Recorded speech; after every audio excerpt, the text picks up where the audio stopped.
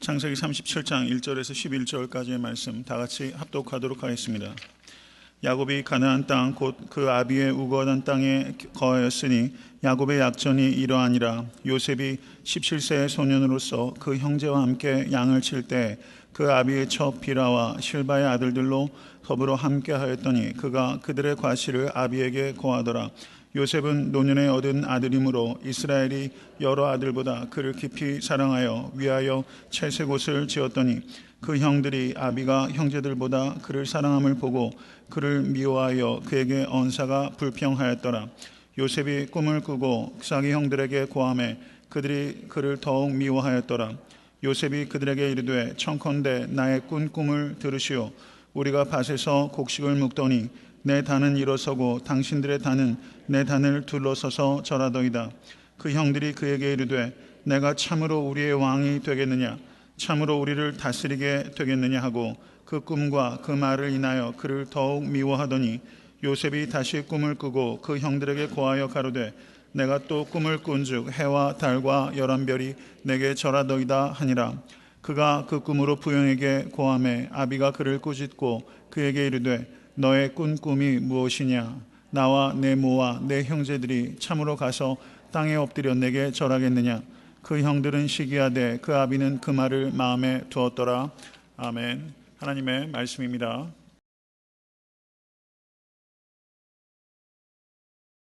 창세기 37장 1절에서부터 50장 26절까지는 야곱의 약전이 기록되어 있는 부분입니다. 야곱의 약전이라고 했을 때 약전이란 말은 히브리 말로 톨레돗이라는 말인데 이 뜻은 대략, 사적, 족보라는 뜻을 가지고 있습니다. 특별히 37장 2절에 야곱의 약전이 이러하니라 라는 말씀은 창세기에 기록되어 있는 10번째 톨레돗이 지금 등장하고 있는 것입니다. 이 야곱의 약전이 이러하니라 라고 말하고 있는 것처럼 37장 1절부터 50장 26절의 내용은 야곱의 여러 아들들에 대한 기록이 나타나고 있는 것입니다. 물론 37장에서 50장까지의 가장 주된 인물은 요셉임에 틀림없습니다. 그렇지만 37장부터 50장까지의 내용을 요셉의 이야기라고 요약하는 것은 부적절하고 야곱의 가족사를 기록하고 있는 부분이다. 이렇게 이해할 때 보다 바르게 본문을 바라볼 수 있는 것입니다. 특별히 야곱의 약전이 기록되고 있는 이 본문들 가운데 38장을 보시면 유다에 대한 기록으로 전적으로 할애하고 있고 39장에서 41장을 보시면 3장을 오직 요셉에게만 집중하고 있는 장입니다. 요셉이 애굽에 팔려간 시점에서부터 애굽의 총리가 될 때까지를 기록하고 있는 것이 39장, 40장, 41장입니다. 그리고 42장에 요셉의 형제들이 가뭄을 피해서 곡식을 얻고자 애굽에 다시 나타나는 장면이 기록되고 있는 것이 42장 이하라고 할 수 있는 것입니다. 애굽의 총리가 된 그 요셉이 7년 풍년이 있었고 7년 가뭄이 있게 됩니다. 가뭄이 2년째 되었을 때 그 요셉의 형제들이 애굽에 도착하게 됩니다. 그래서 애굽에 비축해둔 많은 곡식들을 통해서 야곱의 일족들뿐만 아니라 많은 나라와 민족들이 그 음식을 먹고 그 가뭄을 통과하게 되는 것을 보게 됩니다. 이와 같은 일들은 요셉 한 사람의 지혜로서 이루어진 것이 아니라 하나님의 지혜로 많은 나라와 민족이 구원을 받았다는 것을 우리가 바라봐야만 되는 것입니다. 그리고 창세기 12장 3절에 하나님께서 아브라함에게 약속을 주실 때 땅의 모든 족속이 너를 인하여 복을 얻을 것이니라. 이 말씀이 요셉을 통하여 점진적으로 성취가 되고 있는 것이다 라는 것을 우리가 바라봐야만 된다는 것입니다. 요셉은 자신의 삶에 이루어졌던 그 모든 것들이 바로 하나님의 지혜요 하나님의 섭리라는 것을 창세기 50장 20절에 이렇게 고백합니다. 당신들은 나를 헤아려 하였으나 하나님은 그것을 선으로 바꾸사 오늘과 같이 만민의 생명을 구원하게 하시려 하셨습니다. 여러분 믿으십니까? 여러분 그 37장부터 50장까지의 그 가장 절정에 속하는 말씀은 창세기 50장 20절 말씀이라고 할 수 있는 것입니다. 오늘 본문의 말씀 37장 1절에서 11절까지를 보시면 여기에는 두 가지 매우 상반된 주제가 얽혀 있다는 것을 볼 수 있습니다. 오늘 설교의 제목이 디비전 그리고 비전입니다. 디비전이 무엇입니까? 디비전은 분열을 나타내는 거예요. 분열. 그리고 꿈, 이렇게 번역할 수 있을 겁니다. 디비전 and vision. 이것이 오늘 설교의 주제입니다. 요셉의 형제들 간에 극심한 다툼이 있게 되었고, 그리고 그 다툼의 가장 중요한 원인들 가운데 하나가 요셉의 꿈이었습니다. 꿈 때문에 디비전이 생겼고, 그리고 비전 때문에 디비전이 극복이 되어가는 과정들이 기록되어 있는 것이 37장에서부터 50장까지의 내용이다. 이렇게 보면 틀림이 없다는 것입니다. 2절의 말씀을 보시기 바랍니다.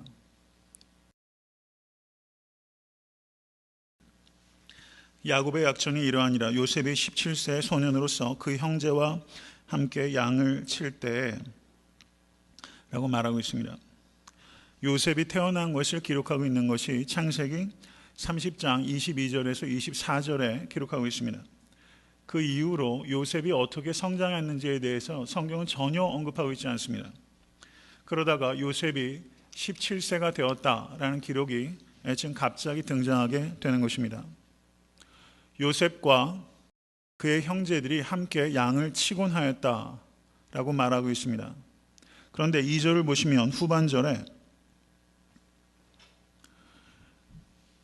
17세 소년으로서 그 형제와 함께 양을 칠 때 그 아비의 첩 비라와 실바의 아들들로 더불어 함께 하였더니 그가 그들의 과실을 아비에게 고하더라 라고 말하고 있습니다. 지금 요셉이 야곱의 다른 아들들과 함께 양을 치고 있었는데 특별한 상황에서 지금 첩 비라와 실바의 아들들과 함께 양을 치고 있었는데 그들의 무엇인가 과실이 있었고 그것을 이 요셉이 아비 야곱에게 가서 고자질하였다라는 내용이 여기 기록되어 있다는 것입니다. 그럼 제가 한 가지 질문을 드리겠습니다. 요셉이 형제들이 양을 치는 것을 아버지에게 가서 보고하는 것은 요셉이 스스로 선택해서 하는 행위라고 생각하십니까? 아니면 야곱이 요셉에게 부과한 임무라고 생각하세요? 어느 쪽이라 생각하십니까? 전자입니까? 후자입니까? 후자라고 보여져요. 그 요셉이 자기가 독단적으로 그 아비에게 가서 보고했다라기보다는 아비 야곱이 이 어린 요셉에게 상당한 정도의 권위를 부여해서 다른 형제들의 그 동태를 파악하고 그리고 그것을 아버지에게 보고하도록 시켰다. 이렇게 보여집니다. 왜냐하면 그 뒤의 내용을 보시면 37장 13절에서 14절의 내용을 한번 보시기 바랍니다. 이스라엘이 요셉에게 이르되 내 형들이 세겜에서 양을 치지 아니하느냐 너를 그들에게로 보내리라. 요셉이 아비에게 대답하되 내가 그리하겠나이다. 이스라엘이 그에게 이르되 가서 내 형들과 양떼가 다 잘 있는 여부를 보고 돌아와 내게 고하라 하고 그를 헤브론 골짜기에서 보내매 이에 세겜으로 가니라. 여기에서도 보면 야곱이 그 요셉에게 그 형들의 상황을 살펴보고 보고하라 이렇게 지금 명령을 내리고 있다는 것을 볼 수가 있습니다. 요셉이 지금 17세, 형제들 가운데 가장 적은 나이인데 어떻게 보면 가장 중요한 책임이 지금 요셉에게 주어지고 있다는 것을 볼 수가 있습니다. 야곱의 장자는 르우벤입니다. 레아를 통해서 낳은 아들 르우벤인데 르우벤에게 맡겨져야 될 책임이 지금 라헬을 통해서 얻은, 물론 베냐민이 있지만 베냐민은 너무 어리기 때문에 지금 그 양을 돌보는 일에 투입될 수가 없고 가장 나이가 어린 요셉에게 가장 중요한 책임이 지금 주어지고 있다는 것을 볼 수 있습니다. 제가 이 말씀을 드리는 이유는 이러한 상황 자체가 르우벤에게 가장 비굴한 상황이었을 것이라 보여지고 다른 형제들에게도 참기가 매우 어려운 상황이었을 것이다 라는 것을 볼 수 있다는 것입니다. 그런데 여기에서 보시면 첩 비라와 첩 실바의 아들들과 더불어 양을 쳤다라고 말합니다. 비라의 아들들은 단과 납달리고 그리고 실바의 아들들은 갓과 아셀입니다. 그런데 아시다시피 그 야곱이 매우 아내를 편애했고 그리고 그 자식들도 편애를 했습니다. 레아와 그 아들들조차 편애했는데 첩과 그 아들들에 대한 편애는 더욱더 심각했을 것이다 라는 것은 분명합니다. 그런데 지금 이 부분을 한번 우리가 생각해 볼 수 있게 되길 바랍니다. 비라는 라헬의 종이고 실바는 레아의 종입니다. 이 비라와 실바가 서로 사이가 좋았겠습니까? 나빴겠습니까? 제가 요즘 이렇게 질문이 많아지죠? 그 여자 성도님들이 한번 생각해 보세요. 사이가 좋을 가능성이 높습니까? 나쁠 가능성이 높습니까? 어떻게 이렇게 잘하세요? 제가 생각할 땐 나쁠 가능성이 상당히 높을 것 같아요. 왜냐하면 라헬과 레아 자체가 워낙 반목하던 사이였기 때문에 그들의 그 분신과 같은 두 명의 여종들은 굉장히 반목했을 것이다. 주인의 권세에 힘입어가지고 이 반목의 정도가 매우 심각했을 것이다. 이렇게 저는 보여집니다. 그리고 그 창세기 35장 22절을 보시면 르우벤이 그 서모 비라를 겁탈하는 장면이 벌어집니다. 단과 납달리의 어미를 겁탈하는 상황이 있었다는 것입니다. 그러면 지금 야곱의 12아들들은 지금 어미가 4명이나 다르고 그리고 이해관계가 서로 굉장히 다양하고 서로 반목하는 그런 사이들이 있었다는 것을 우리가 볼 수 있다는 것입니다. 여기에서 요셉이 그들의 과실을 아비에게 고하더라 라고 했을 때 여기서 고하다 라고 번역되고 있는 히브리 말이 다바라는 단어입니다. 다바. 그런데 이 단어는 허위 보고를 할 때 다바라는 단어가 사용되어 있는 것을 우리가 구약 성경을 통해서 볼 수 있습니다. 허위 보고나 아니면 부정적 보고를 할 때 다바라는 단어가 사용되어 있습니다. 그러면 여기에서 요셉은 그 형들의 과실에 대해서 허위 보고를 하거나 혹은 더욱더 악평해서 아비에게 보고했다라는 것을 우리가 생각할 수 있다는 뜻입니다. 이 다바란 단어가 쓰인 가장 대표적인 용례 가운데 하나가 민수기 13장 32절에서 33절까지의 내용입니다. 거기에 보시면 이스라엘 자손 앞에서 그 탐지한 땅을 악평하여 가로되 우리가 두루 다니며 탐지한 땅은 그 거민을 삼키는 땅이요 거기서 본 모든 백성은 신장이 장대한 자들이며 거기서 또 네피림 후손 곧 아낙 자손 대장부들을 보았나니 우리는 스스로 보기에도 메뚜기 같으니 그들의 보기에도 그와 같을 것이니라. 이스라엘의 그 12명의 정탐꾼들 가운데 지금 10명의 정탐꾼들이 탐지한 땅을 악평해서 말할 때 그때 악평하다라고 번역되고 있는 단어가 다바라는 단어가 사용되고 있다는 것입니다. 그러므로 여기에서 요셉은 17살밖에 되지 않았는데 지금 매우 버르장머리 없이 자기가 편애받고 있다는 것을 이용해서 형들에 대해서 매우 안 좋은 리포트를 지금 아버지에게 하고 있는 것이다. 이렇게 볼 수 있다는 것입니다. 그러니 형들의 감정이 얼마나 안 좋았겠어요. 르우벤이 맡아야 될 역할을 요셉이 맡는 것도 속이 뒤집힐 노릇인데 사실을 고자질해도 그거 참 안 좋은 일인데 그것을 허위 보고까지 해가면서 자신들에 대해서 악평을 하고 있기 때문에 지금 요셉을 그 형제들이 좋게 볼래야 볼 수가 없는 그런 상황이라는 것을 우리가 알 수 있다는 것입니다. 3절의 내용을 한번 보시기 바랍니다. 요셉은 노년에 얻은 아들이므로 이스라엘의 여러 아들보다 그를 깊이 사랑하여 위하여 채색옷을 지었더니 라고 말하고 있습니다. 여기서 보시면 3절은 야곱의 요셉에 대한 편애가 기록되어 있는 부분입니다.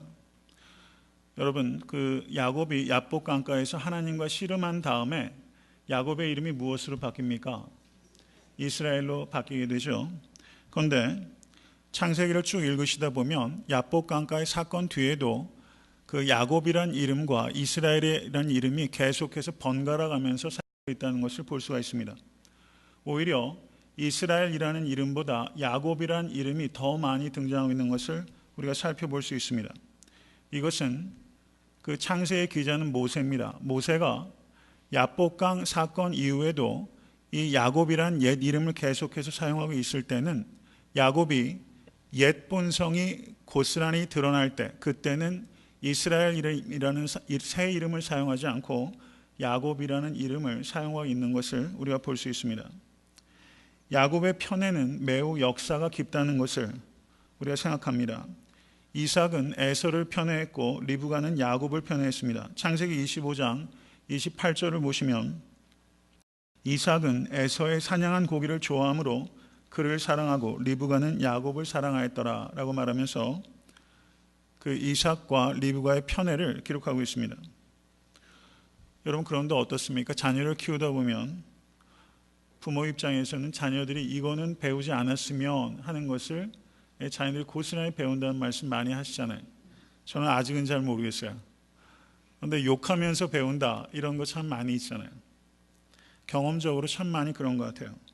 그런데 야곱의 입장에서는 그 이삭과 그 리브가의 편애 때문에 자기가 많은 어려움을 겪었는데도 불구하고 그것을 통해서 편애를 하지 않게 되는 것이 아니라 야곱은 그 부모 때보다 더 많이 편애를 하는 문제가 발생했다는 것입니다.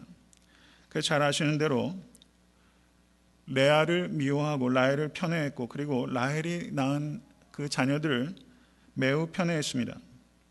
그리고 라헬이 둘째 아들 베냐민을 출생하던 중에 죽었기 때문에 라헬을 향한 야곱의 사랑이 고스란히 지금 요셉에게 그리고 베냐민에게 전가돼서 지금 지나치게 요셉에게 집착하고 있는 모습을 우리가 3절의 말씀을 통해서 보게 됩니다. 여기에서 채색옷이라고 번역되고 있는 히브리 말이 구약 성경에 딱 한 번 더 사용됩니다. 그것이 사무엘하 13장 18절에서 19절에 사용되고 있습니다.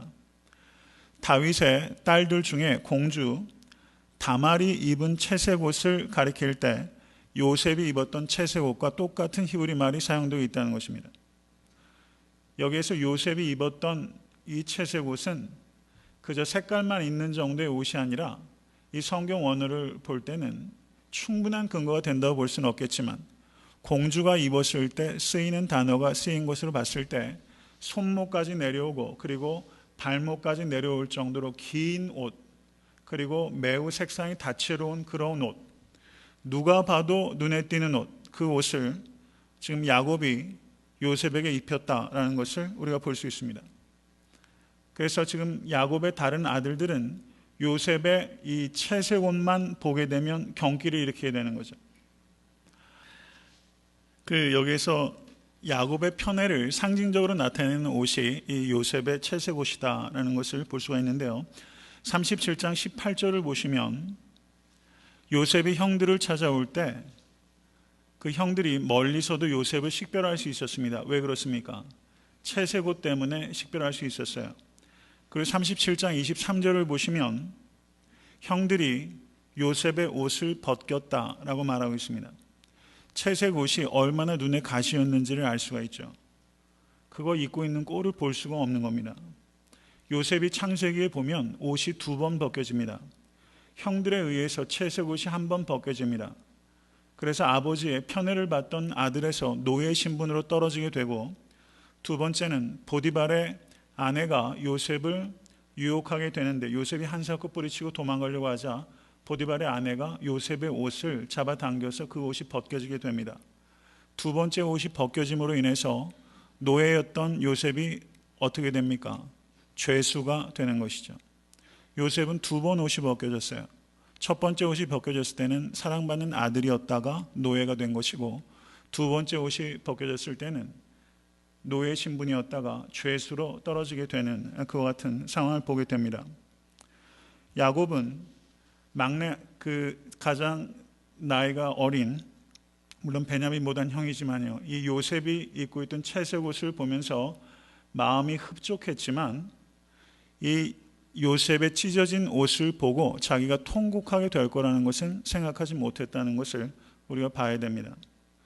여러분, 우리가 이 세상 살면서 손목과 발목까지 내려오는 채색 옷 입기 위해서 수고하는 수고를 내려놓으실 수 있기를 간절히 바랍니다. 이 야곱의 행동은 매우 부적절했다는 것을 우리가 볼 수 있습니다.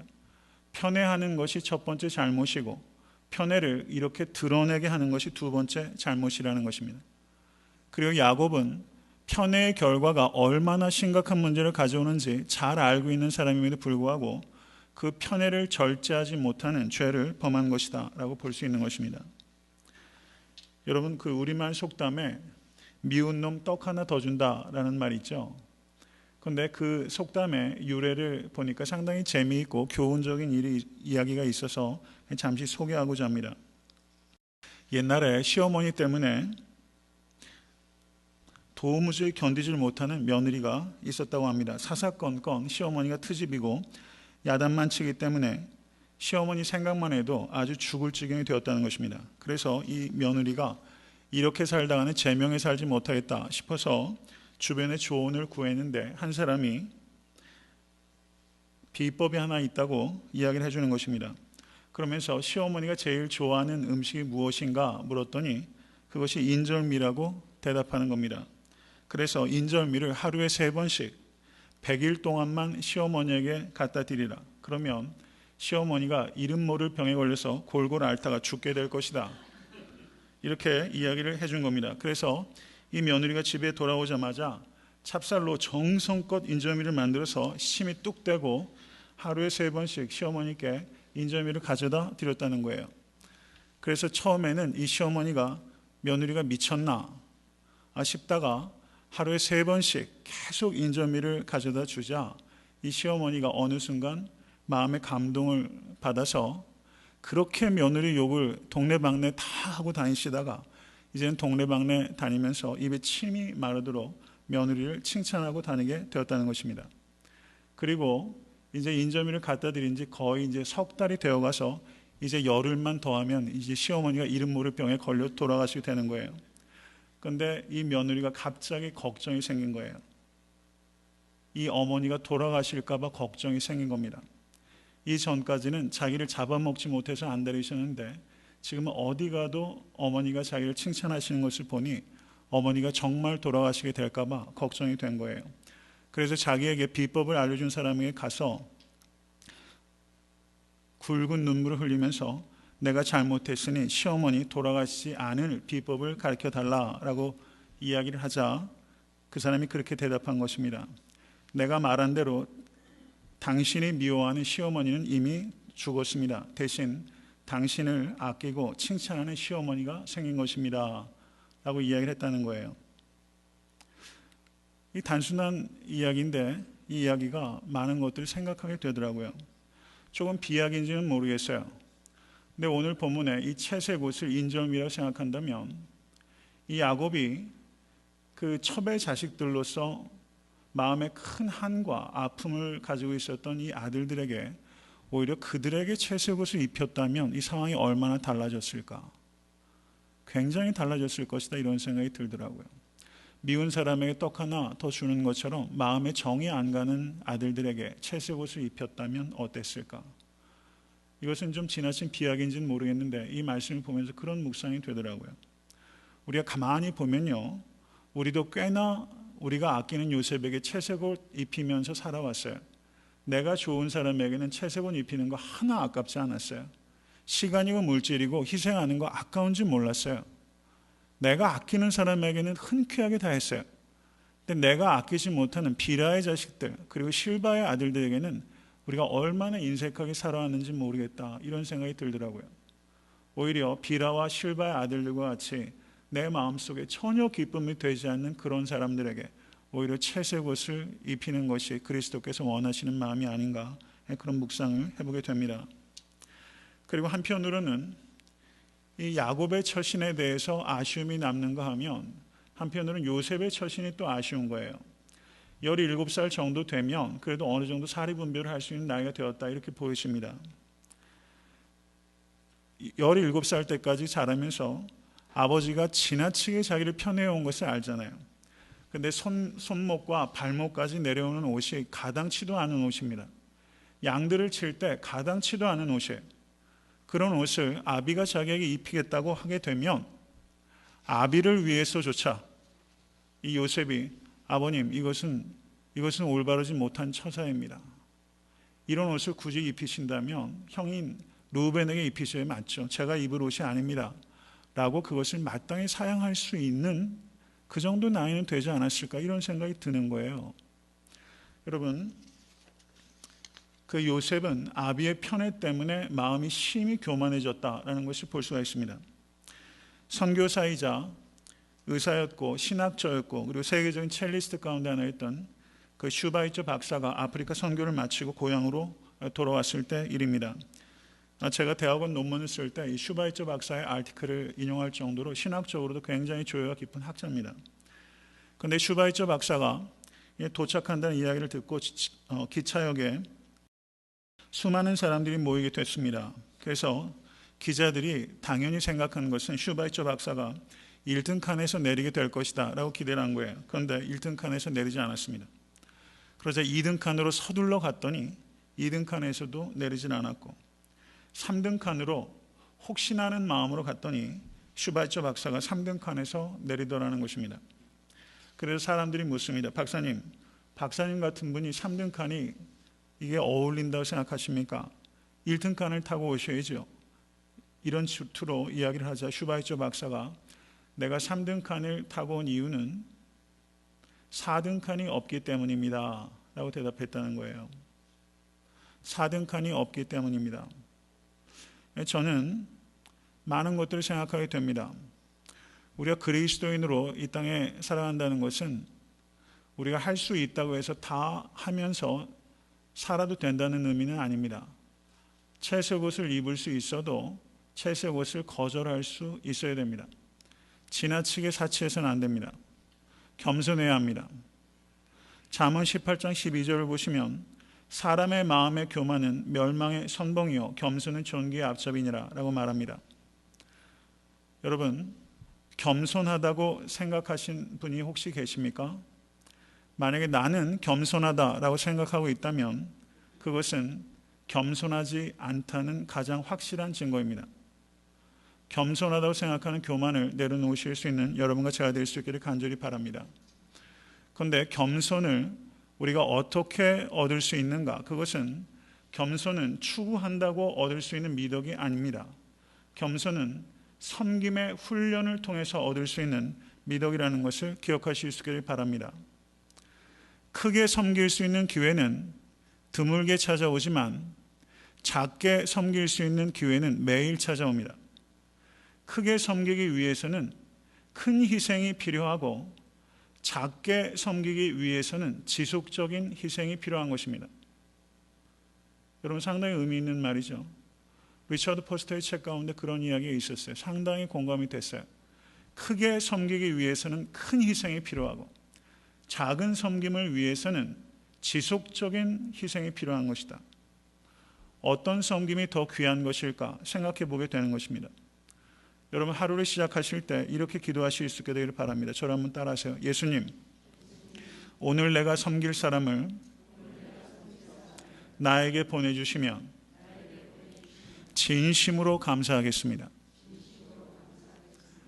얼마나 귀한 기도인지 모르겠어요. 예수님, 오늘 내가 섬길 사람을 나에게 보내주시면 진심으로 감사하겠습니다. 겸손은 섬김의 훈련의 결과입니다. 우리가 섬김의 삶을 살면서 채색 옷을 입을 수 있는 것은 가능하지 않을 것입니다. 채색 옷을 입고 있다면 섬기는데 여러모로 불편하게 될 거예요. 여러분, 작은 섬김의 삶을 살아가시는 지속적인 희생의 삶을 살아가실 수 있게 간절히 바랍니다. 그 채색 옷의 유혹을 이겨내실 수 있는 여러분과 제가 될 수 있게 간절히 바랍니다. 그 뒤에 이어지는 내용을 보시면 자식들의 반응이 기록되어 있어요. 4절의 말씀을 보시기 바랍니다. 그 형들이 아비가 형제들보다 그를 사랑함을 보고 그를 미워하여 그에게 언사가 불평하였더라. 제가 그 재미있는 질문 하나 드립니다. 그를 미워하여 그에게 언사가 불평하였더라. 여기에서 그를은 요셉입니까? 야곱입니까? 자신 있게 말씀하세요. 요셉이죠? 네네. 요셉으로 해석하는 게 거의 대부분이에요. 그런데 히브리 신텍스, 히브리 구문상으로는 야곱으로 해석하는 것도 가능하다고 본다는 거죠. 제가 즐겨 읽고 있는 그 주석 가운데 그 교수는 여기에서 이 그를 미워하여 그에게 언사가 불평하였다라고 했을 때 그는 그 요셉이라고, 사실 모든 번역이 요셉이라고 번역하고 있어요. 그런데 히브리 신텍스 자체는 야곱이라고 번역하는 것도 가능하다, 이렇게 말하고 있는 것인데요. 저는 그 부분을 좀 생각할 여지가 있다고 보는 겁니다. 왜냐하면 아비가 요셉을 편애하는 것을 보고 야곱에 대해서 이 아들들의 미움이 있었습니까? 없었습니까? 미워했죠. 그리고 그에게 불평했습니까? 안 했습니까? 불평했습니다. 왜냐하면 창세기 34장 31절에 그들이 가로되 그가 우리 누이를 창녀같이 대우함이 가하나이까? 라고 말하면서 자기 누이라고 말하지 야곱의 딸이라고 말하지 않으면서 아비가 지나치게 편애함으로 말미암아 레아의 딸이라고 그 딸이 겁탈당한 것에 대해서 무감각한 아비에 대해서 불평하고 그리고 적극적으로 항변했던 것을 우리가 볼 수 있다는 것입니다. 저는 야곱의 편애를 어떻게 보면 야곱의 편애가 더 심각한 죄다라는 것을 우리가 생각할 필요가 있다고 보여집니다. 야곱을 통해서 우리가 배워야 되는 것은 나의 작은 죄가 타인의 큰 죄의 원인이 될 수 있다는 사실입니다. 야곱의 사랑을 보면서 우리가 기억해야 될 것은 야곱은 요셉을 매우 극진히 사랑했습니다. 사랑도 내 마음대로 해서는 안 된다는 것을 배울 수 있게 되기를 바랍니다. 자녀 사랑도 내 마음대로 해서는 안 된다는 것입니다. 이런 글이 있습니다. 한 사람을 사랑하는 것은 얼마나 어려운 일인가. 그 사람이 자식이라도 말이다. 사랑엔 욕심이 들어가기 쉽고 욕심을 이루기 위해 내 마음대로 하게 되고 그러다 보면 서로에게 상처가 나고 어느덧 사랑은 사라지게 된다. 그래서 사랑하는 데에는 하나님이 필요하다. 사랑의 왕이신 하나님께서 도와주셔야 사랑하면서 실수하지 않고 실패하지 않는다. 여러분, 여기서 야곱이 요셉을 사랑한 것은 분명해요. 그런데 그 사랑은 하나님께 기도하면서 하나님 안에서 하나님의 사랑, 하나님의 성품을 반영하는 사랑이 아니라 자기 중심적인 사랑이었고, 그리고 그 사랑은 실수와 실패를 거듭하고 있다는 사실입니다. 여러분, 사랑이 없다면 사랑이 없는 것을 회개하실 수 있게 되기를 바랍니다. 만약에 누군가 혹은 그 무엇을 사랑하고 계시다면 그 사랑이 자기 중심적인 사랑은 아닌지 되돌아보실 수 있는 기회를 얻으실 수 있게 되길 바랍니다. 5절에서 11절의 내용을 보시면 요셉의 꿈 이야기가 등장하게 됩니다. 요셉의 꿈 이야기가 여러 번 등장하게 되는데 요셉의 꿈들 이야기는 세 쌍으로 기록되어 있습니다. 요셉 자신이 꾼 두 번의 꿈이 있고 술 맡은 관원과 떡 맡은 관원의 두 번의 꿈이 있고 그 다음에 바로 왕이 꾸었던 두 번의 꿈, 모두 6번의 꿈과 직간접적으로 연관이 되는 것입니다. 그러면 여기에서 요셉이 꿈을 꾸고 5절 말씀 보세요. 요셉이 꿈을 꾸고 자기 형들에게 고하매 9절 말씀, 요셉이 다시 꿈을 꾸고 그 형들에게 고하여 가로되 2절 말씀, 그가 그들의 과실을 아비에게 고하더라. 요셉은 어때요? 입이 무거운 사람입니까? 가벼운 사람입니까? 요셉은 이 입 때문에 문제가 되는 사람이에요. 기본적으로 말을 못 참아요. 과실도 가서 쪼르륵 달려가서 말해야 되고, 그리고 꿈꾸면 그냥 다 얘기해야 되고, 만일 말을 하게 되면 필경은 실수하고 실패한다는 것을 요셉을 통해서 배울 수 있게 되기를 바랍니다. 또 한 번 그런 생각을 해보는 거예요. 요셉이 이런 꿈을 꿨어도 형들에게 가서 형들이 지금 얼마나 속이 상했는지 뻔히 알면서 그 채색 옷을 입고 가가지고 이런 꿈을 꿨다고 얘기할 정도로 이 앞뒤가 이렇게 분간이 안 돼서야 되겠어요? 침묵했다면 이런 비극적인 상황은 없었겠죠. 근데 우리도 가만히 보면요, 입을 어떻게 하지를 못해가지고 이 실수할 때 참 많이 있어요. 요셉을 통해서 우리의 모습을 좀 볼 수 있게 되길 바랍니다. 침묵은 가장 깊이 있는 언어입니다. 이걸 기억하실 수 있게 되길 바랍니다. 침묵 자체가 언어의 부재가 아니라 침묵 자체가 가장 깊이 있는 언어다. 침묵을 통과하지 않는 언어는 소음으로 불과할 때가 많이 있다는 것을 항상 기억하시는 여러분과 제가 될 수 있게 간절히 바랍니다. 여러분, 제가 일전에도 그런 말씀을 드렸어요.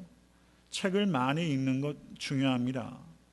책을 읽는 것보다 더 중요한 것은 사색하는 거예요. 책 읽는 것보다 더 중요한 건 사색하는 것입니다. 인간의 영혼은 공간이 필요한데 사색의 공간, 침묵의 공간이 인간의 영혼에 가장 유익한 공간이라는 것을 생각하실 수 있게 되길 바라고, 언어에 절제가 있는 여러분과 제가 될 수 있게 되기를 간절히 바랍니다. 이 요셉의 형들이 그 꿈 이야기를 듣고서 뭐라고 말합니까? 우리가 8절 말씀, 그 형들이 그에게 이르되 내가 참으로 우리의 왕이 되겠느냐? 참으로 우리를 다스리게 되겠느냐? 여기에서 질문을 던지고 있죠. 이것을 문법적으로 수사 의문문이라고 합니다. 이것은 도저히 받아들일 수 없다는 것을 강조하는 어법이죠. 그 꿈과 그 말을 인하여 그를 더욱 미워하게 되었다라고 말합니다. 참으로란 말이 2번 강조되면서 강한 거부감을 나타내고 있는 것입니다. 2번째 꿈을 보세요. 요셉이 다시 꿈을 꾸고 그 형들에게 고하여 가로되 내가 또 꿈을 꾼즉 해와 달과 11별이 내게 절하더이다 라고 말합니다. 여기서 11별은 누구를 가리키죠?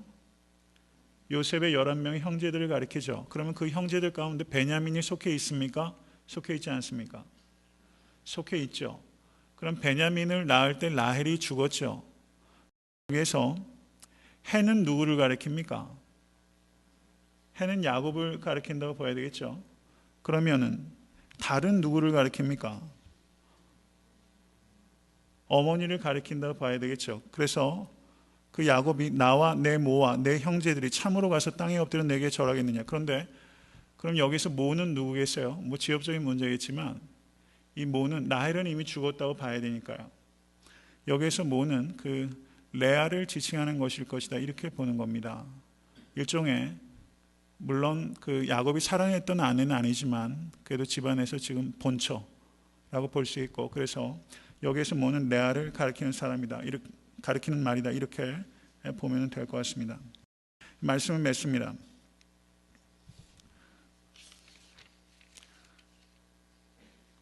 오늘 본문을 보시면 요셉의 고자질, 그리고 야곱의 편애, 요셉의 꿈, 이런 일들이 다 뒤섞여서 나오고 있는 것을 볼 수가 있습니다. 고자질과 편애 그리고 꿈들이 원인이 되어서 형제들 사이에 디비전, 분열이 생긴 것입니다. 심각한 분열이 생겼습니다. 그런데 동시에 지금 비전이 시작된 것을 볼 수가 있습니다. 요셉은 자기가 꾼 이 꿈들이 어떻게 실현되어 갈지 상상도 하지 못했습니다. 그리고 이 꿈의 실현이 자기가 애굽으로 종으로 팔려가는 것이 이 꿈의 성취의 시작이 될 것이라는 것은 상상도 하지 못했을 것입니다. 37장에 등장하는 인물들 가운데 긍정적으로 바라볼 수 있는 사람은 단 한 사람도 없는 것을 우리가 볼 수 있습니다. 그렇지만 하나님께서는 이와 같은 사람들을 통해서도 하나님의 구속사를 성취해 가실 수 있는 지혜와 능력의 하나님이심을 다시 한번 깨달을 수 있게 되기를 바랍니다. 저는 37장에 나타나는 야곱의 12아들들을 보면서 교회 안에 모이는 그리스도의 피를 나눠 가진 형제들이 이 야곱의 12아들들과 같지 않나 이런 생각을 하게 되더라고요. 너무나 화합하기 어려운 다양한 배경과 이해관계와 성향들을 가지고 교회 안에 모여드는 우린 야곱의 12아들들과 같은 사람이라고 저는 생각합니다. 교회 안에도 디비전이 있고 비전이 있습니다. 비전으로 하나가 되면 디비전은 그만큼 소멸되는 것이고, 분열이 강화가 되면 비전은 약화되는 것입니다. 여러분, 애타한테 섬기는 교회는 비전의 공동체입니까? 아니면 디비전의 공동체입니까? 우리가 항상 이것을 염두에 두실 수 있게 되기를 간절히 바랍니다. 지난주에 새섬김이 6기 양육을 하면서 제가 그런 말을 하게 됐어요. 제가 지금 현재 애타한테 섬기는 교회의 여러 가지 정황들은 성경적인 교회의 10%에도 미치지 못한다고 생각합니다. 제가 그렇게 말씀드렸어요. 여러분, 10%라는 수치가 이게 후한 수치라고 생각하세요? 박한 수치라고 생각하세요? 네, 오히려 후한 수치에 가깝지 않을까, 저는 그런 생각을 좀 해보게 돼요. 정말 성경적인 교회는 턱없이 부족한 것이 많은 교회의 모습이고 우리의 교회의 모습이기도 하다고 생각합니다. 오늘 기도 가운데 여리고 성은 함락하고 아이성에서 실패했던 이스라엘에 대한 말씀을 하셨는데, 여러분, 교회 이전하는 일들에 대해서도 여러분, 우리가 항상 생각해야 될 부분들이 그 부분이라고 생각합니다. 우리가 꿈꾸는 것은 성경적인 교회를 세우는 데 있습니다. 여러분, 10%도 못 미친다는 말에 대해서 지나치게 서운하다고 생각하신 분들도 있겠고, 혹은 어쩌면 지나치게 과대평가한다고 여기신 분들도 있을 거라고 생각해요. 저는 그런데 우리가 성경적인 교회에 턱없이 부족하다는 그런 생각은 우리가 항상 가져야 된다고 믿습니다. 우리가 꿈꾸는 교회는 성경적인 교회입니다. 정말 성경적인 교회가 세워가기 위해서 가장 부족한 것은 목회자인 제 모습이 가장 부족하다. 전 그렇게 여겨져요. 시간이 많이 걸릴 것을 생각하고, 그리고 이 야곱의 이 12 아들들이 만들었던 이 혼란스러운 디비전들, 이런 일들을 아마 우리들도 많이 통과해 가야 될 거예요. 그러다 어느 순간에 그 비전이 다 성취가 되어서 하나님께서 악을 선으로 바꾸시고 놀라운 구속사를 이루시는 것처럼 하나님께서 애타한테 섬기는 교회를 통해서 하나님께 비전의 공동체를 하나님께서 궁극적으로 세우시고 모든 디비전들이 사라지고, 여러분, 교회에서는 디비전은 없어져야 되고 디퍼런스는 누려져야 됩니다. 교회 안에서의 모든 분열은 사라져야 되고 디퍼런스, 서로 차이점들은 즐겁고 유쾌하게 누려지는 공동체가 되어야 되는 것입니다. 이 일을 위하여 다 같이 기도하고 헌신하실 수 있게 주님을 간절히 축원합니다. 이스라엘 백성을 통해서 많은 나라 민족들이 구원을 얻었던 것처럼 애타한테 섬기는 교회의 비전을 통해서 이 땅의 많은 이들에게 하나님의 복을 나눌 수 있는 그런 복의 통로가 되는, 그래 하나님의 뜻을 이루는 그런 거룩하고 능력 있는 교회를 세워가는 일에 우리 모두가 마음을 다해 헌신할 수 있게 되기를 주님의 이름으로 간절히 축원합니다. 주신 말씀 생각하면서 기도하겠습니다.